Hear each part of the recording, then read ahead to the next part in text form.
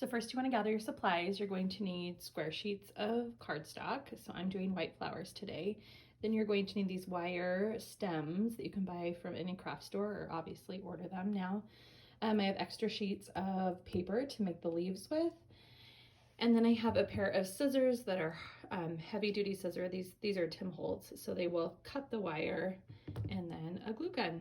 And then you can also get another pair of scissors for cutting the paper or use these, whatever you're most comfortable with. So normally when I'm making these flowers, I don't trace it with a pencil, but I'm doing it now to show you what I'm going to do. So I showed you before, I kind of trace spaces. You want to clip off the sides so you have rounded corners. You want to do this imperfectly. The more imperfect you do it, the more imperfections will show up in the flower, and I think it makes it look more organic. And then you're going to start cutting and do a big spiral. So I'm just going to cut all the way around. Again, I don't normally trace this. I just cut the ends and then I start making my spiral. You just try to make it, you know, pretty even. But again, the more like misshapen, like this part's going to stick up a little bit more. And it just kind of adds dimension to your finished flower. So your next step will be to cut your flower into a spiral.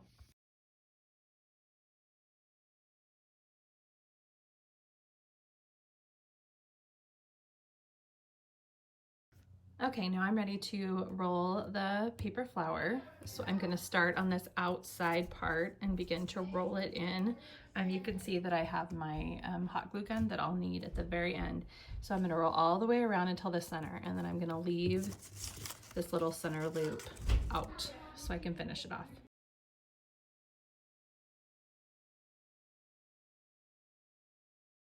Okay, now that I've rolled the flower, you can see that I have that little end piece. This used to be the center of my square. And I'm going to put hot glue on that center piece, and then I'm going to press that flower down. And one of the tricks I do is when I press it down, I kind of turn it out and kind of open it up a little bit more. And then you get your cute rosette.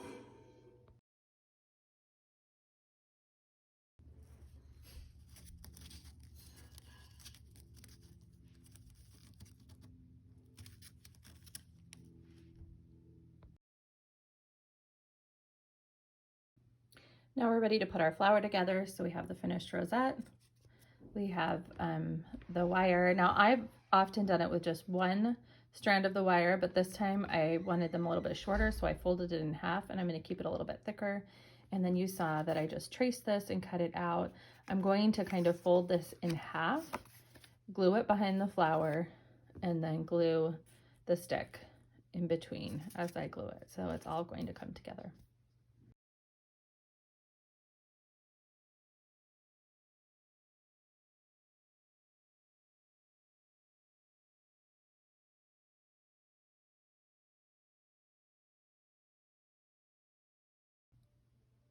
Okay, there we have a rosette, and you can see that I just glued it all together and it came together really cute.